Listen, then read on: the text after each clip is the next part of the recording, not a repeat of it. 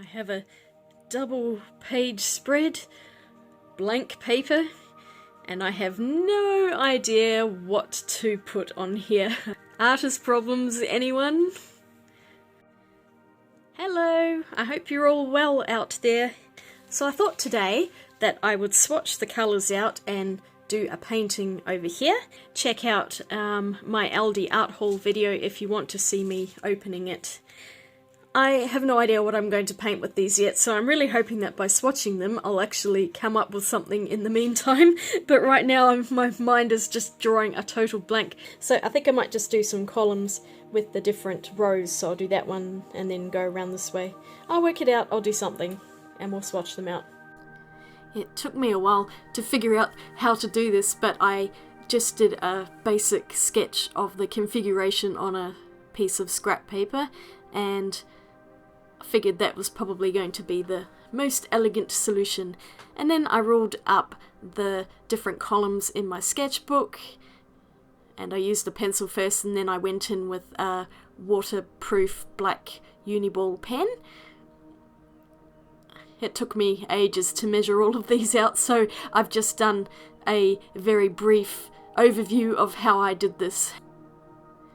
Then I rubbed out any pencil markings and measuring lines that I'd left, just to make it nice and neat, and I numbered all of the colours from the little chart at the bottom of each row, if you can see them there. They don't have pigment names or even names for the paints. And then I went in, I sprayed them a bit with some water first and just started painting them out with a brush from Aldi as well. As you can see, they're really pretty colours, and I was quite impressed with how well they re-wet. I think spraying them really was the best idea, just to give them a little bit of activation before I started going in, and I was able to pick up a lot of pigment very quickly. You can see I made a bit of a smeary mess there. Up until now it was going in a reasonable spectrum, but then there were two purple paints at the bottom and they just don't really sit right here. But moving on into the greens, I really liked the green colours. Oh, that's right, I went over some of it because it was blending into each other, and I thought they had a pretty decent selection of greens. That looks like a phthalo green to me. The blues, the first one is a bit like a cerulean, and I had such a problem with them blending into each other. That's what happens when you paint them side by side. Then I had phthalo blue, what I'm guessing is ultramarine, possibly Prussian blue, and maybe like an Indian throne blue. I'm completely guessing here, I'm just going off colour knowledge that I have. And then an even darker one, an indigo, so there were a lot. But then they had a yellow ochre here, and a burnt sienna, and a black, and it's so annoying how they're out of order. So here they are when they are dried. I don't know what happened here, there's like a bit of a patch that I don't know if it's the paint or if there was something on the paper, maybe a fingerprint or something. It drives me crazy that these two are over here and I need to swap them, and I'm kind of tempted to try and dig them out, but I have a feeling that once I do that they'll either shatter or they'll just won't go back in and won't stay in, so I may just leave well enough alone. But no, can you understand how annoying that is? It would just make so much more sense if the two earth colours here were with the reds and then the two purples, you know, merged from blue to purple to black. That would just make so much more logical sense. Oh, that drives me crazy. On a few of them, can you see that there's kind of like, I don't know if it's a white powder or something. It's on this one, kind of over here a bit, and in this one. I'm not sure if that's a filler or something that's come out in the paint. I guess maybe because they aren't artist quality, they do have some sort of filler in them. That's what I'm guessing it is. I mean, not a clue. The ultramarine is surprisingly granulated, in this, as is this one. There's a few that look a little bit granulating, and I don't know if that's because they are or just the paper's picking it up, but they're pretty cool. The colours are really vibrant, and I'm really excited to use them in a painting. It took me a while to think of something, but then I remembered that I have this photo that I took, years ago now, but I thought that at least this is going to give a fairly good representation of most of the colours here. I've uploaded this photo onto Pixabay and I will link it down below so you can check it out. And if you want to use the reference photo, it's free to use, so go ahead. But yeah, I really do love this photo. It's one of the best ones I ever took of a lorikeet. I actually managed to get it in focus, especially its eye, so yeah, that was quite exciting. Birds are pretty hard to take photos of sometimes, especially when they're moving around. But I think first I might draw it out on here. It's just a plain pad of paper. So I think I might do a rough sketch because this sketchbook has got a texture to it and it's not easy to erase, so it's better to do a draft on paper that doesn't really matter if it gets damaged, and then I'll move it into the book afterwards. I don't always share the process of drawing my pictures. Usually I've just pre-drawn it and then I go into the painting, but I thought I would today just for a change. And you can see I did some very basic measuring just with my hand there. I drew a basic shape of the whole bird to try and get some sort of proportion going, and then I started in with a bit more detail trying to get the beak right. It took me a few goes to get the angle of it, and the top of the head wasn't going very well either. I always find the eye the most challenging part because if you don't get it exactly right, it just doesn't look as it's supposed to. But I do come back to it later because I didn't quite get it right here. Then I worked around the body trying to get the shape right. It's quite an odd one. It's like the bird is foreshortened because it is leaning forward, so the proportions are rather strange. And here I am fixing up that eye, and I think it looks much better now. Yay! Then I also worked around the shape of the top of the head, and I just started to add in some basic feather areas, outlines. I don't know what you would call it. Just to get the general idea of where the feathers fell, and I shaded in the dark part of the bird just to give myself an idea of what it was going to look like. A quick drawing of the branch, and that's pretty much it. And then I went over it with the same black rollerball pen that I'd used to draw up the grid for the swatch charts, and this was just so that I could go over the lines properly and take out any sketchy lines which would be confusing later when I'm trying to trace it into my sketchbook. And it's also a lot easier to trace when you have a nice dark line.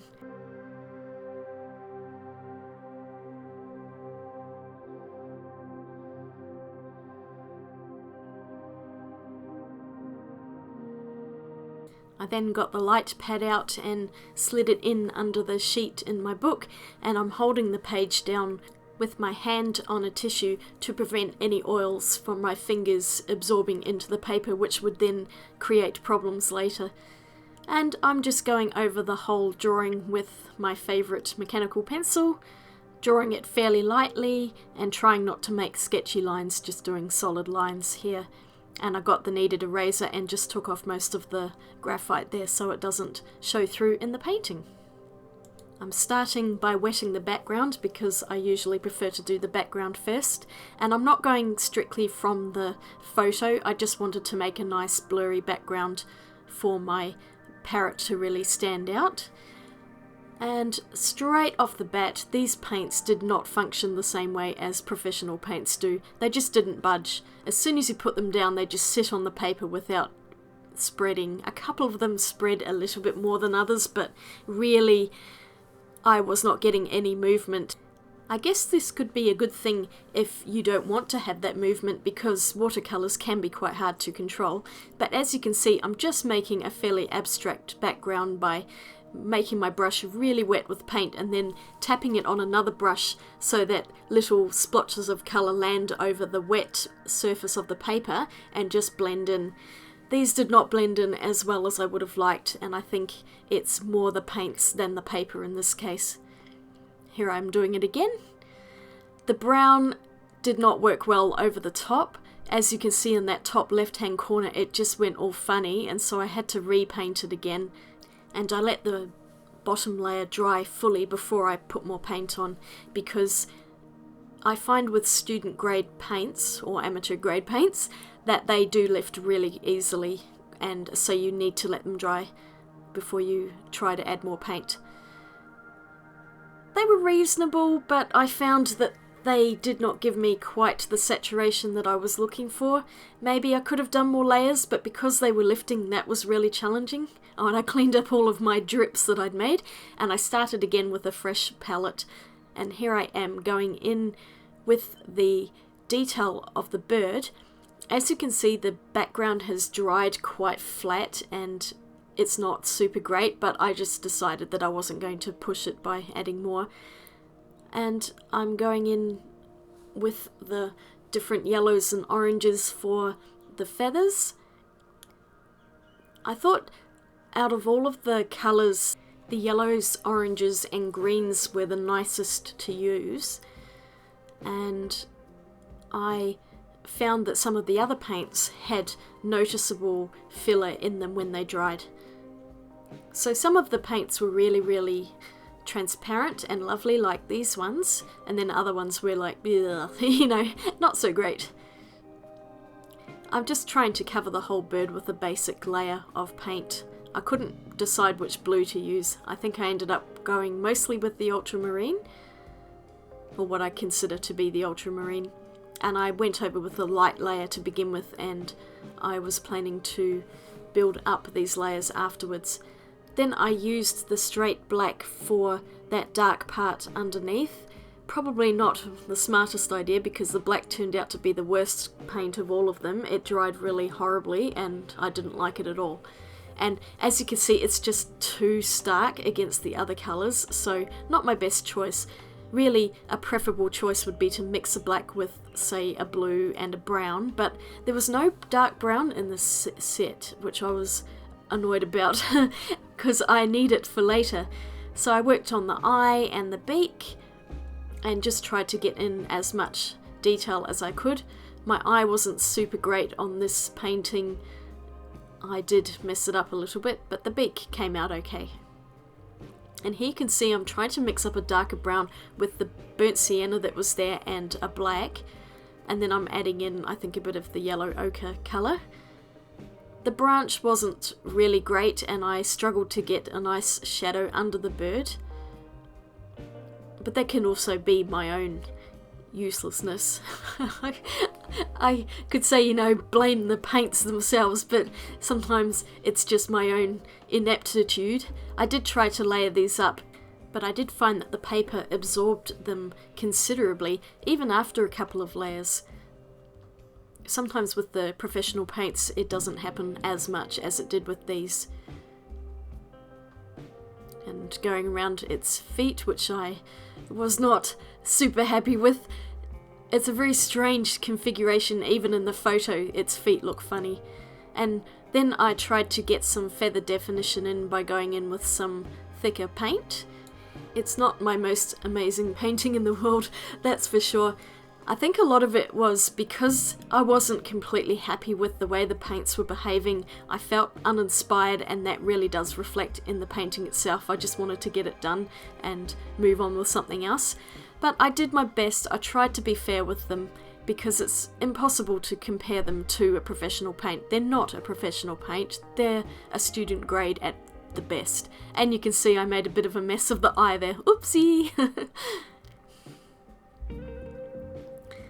And I'm just trying to add in a little bit of darkness around the eye to give it more definition and get those all important values in, values being light and shadow, so that you can get definition in a painting and it doesn't look flatly two-dimensional.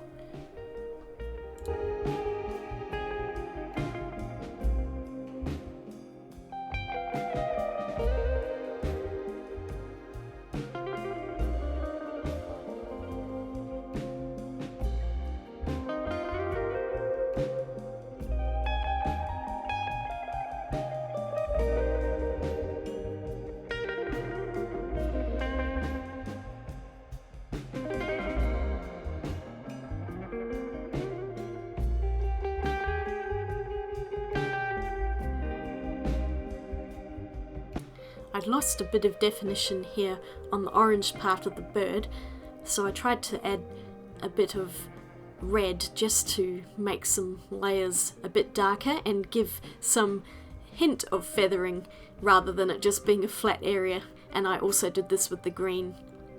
Not super successfully today.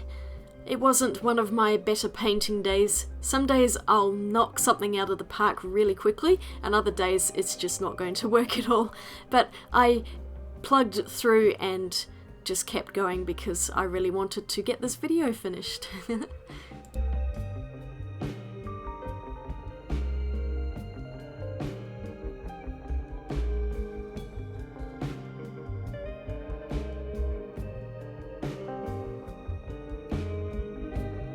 I think the darker red helped quite a lot here, and I just went through adding final touches to it. I decided not to add any white highlights today. I just wanted to do the whole painting with only the Aldi colours, and I went over that black with a darker blue to try and rich it up and make it look less flat, if that's even a word. Rich it up? I don't know what that means. But yeah, it wasn't super wonderful. And then I just went over that branch again to try and get a bit more definition and texture into it with some of that burnt sienna and black mix that I'd made up. Here's the finished page spread. I might actually write down what these are so I don't come back to these in a few months' time going, what? But this is what I ended up with. They weren't bad. I have to say, I have to be fair. They have actually produced something that's half decent, although I felt quite kind of frustrated by them as I was using them, mainly because, can you see that? It doesn't feel like regular granulation because it's kind of sitting on top of the green underneath, and it just doesn't feel right. It feels more like filler or grittiness rather than full proper granulation from natural pigments. The black is probably the worst, and I did try to go over that with some of that dark blue, but can you kind of see how chalky it is? It's gone this really ugly flat colour, and excuse my terrible fingers at the moment. My hands are really dry and I've got some hangnails and other gross things. I need to do some serious hand therapy on them. But there's like little dots of white through it, and that is filler and nastiness, and it feels, yeah, gross. It's not the greatest painting in the world. I did lose quite a lot of the values in it, I think, and yeah, it wasn't my best work, but I persevered and I tried to finish it as much as I could. I could possibly do more on it, but it's starting to feel like it's overworking, and I thought, no, I'm just going to leave it. I've actually painted this before, and I'll just move this over for a minute. I've got it in a hang on, sorry about that. Okay, it's still in the frame because it's too much of a pain to take it out, but I painted this maybe last year or so, and I did this with Sennelier professional watercolour paints. The background I really loved on this. It worked out so much better than the one in my sketchbook, and I don't know if you can really see a huge difference at the moment because it's hard on camera, but these paints were just so much more luminous and transparent, and I was able to get a lot more depth out of them. So I loved working with the Sennelier paints, and I think that the painting turned out really, really well. I'm so happy. This is one of my most favourite paintings I've ever done, and it hangs on the wall in our dining room. But I just thought I'd pull it down to try and compare it a bit. I mean, you can see I've kind of stuffed up the eye in this one, but I don't know. It's really hard to compare them on camera, especially when I've got glass on there and you can see the reflection of the light, but I just couldn't get the definition as I was able to here, and I don't know if it's the difference in paper as well, because this is also 300 GSM cotton watercolour paper, but this is Canson Moulin du Roi, and this paper is the Etcher Sketchbook 100% cotton watercolour paper. I don't know where they make it. I think this is made in China, so it's completely different from the Canson. So the conclusions that I am going to draw from this, they are okay to work with. They're not my favourite. When you've worked with professional watercolours, you will notice the difference. There's no denying it. These are just nowhere near the quality of, of professional paints. And that's because they don't move when they're on the paper like other companies, especially the core watercolours. They just spread and it's amazing. There is, I don't know, just sort of strange textures in the paint. These are really gritty. When you have professional paints, there is no grittiness whatsoever in the paints. They're wonderfully smooth and yeah, they're lovely. The positives of these. Let me list the pros. The design is really cute and it does come with a little brush, which I didn't use because I generally get impatient with water brushes. And, it's handy. There's quite a lot of decent colours, although I've discovered since using them that there is not a dark brown, which is really annoying because I like to use a dark brown, and you saw that I had to mix up the sienna colours with a black and it's not the same, but I did what I could. Fantastic for travelling, and if you've just got a small bag with you and you want to sketch something on location, these would be, I don't know what that is, these would be great for something like urban sketching, or if you're just wanting to plan out some ideas and colour things in with something that's not super expensive. They are decent. They're good for children. I would get these over some other brands. I don't believe that children should have really bad quality products. I don't think that they learn anything from having poor quality paints or pens or pencils. So if you had a child, these at least are going to produce something with, pretty decent results. They're nice and heavily pigmented. They put out a lot of colour. They do layer, although some of them, if it's not fully dry, it will lift really, really quickly. And you can get a nice depth of colour out of it with a bit of glazing and things. So that I'm happy with. I would personally use them just as a sketching thing from now on. I would not use them to paint a proper painting because they did frustrate me. Mostly that's because I've been using professional quality paints, so that's my own personal bias that these are definitely a step down.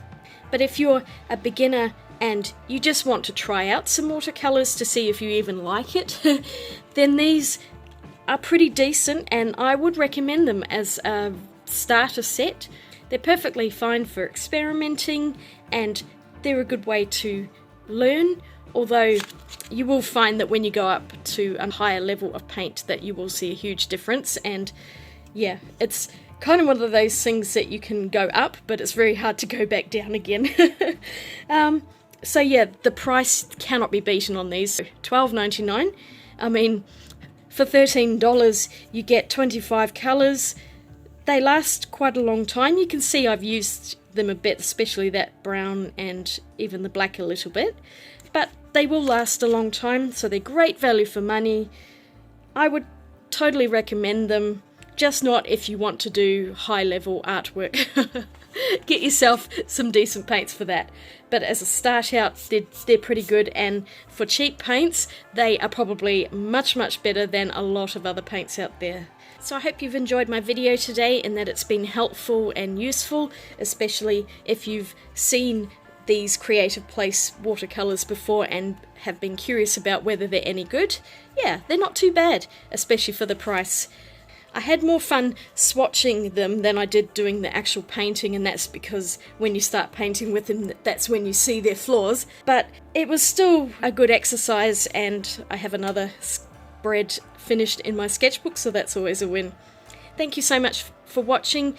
If you liked my video, please give it a thumbs up and comment down below.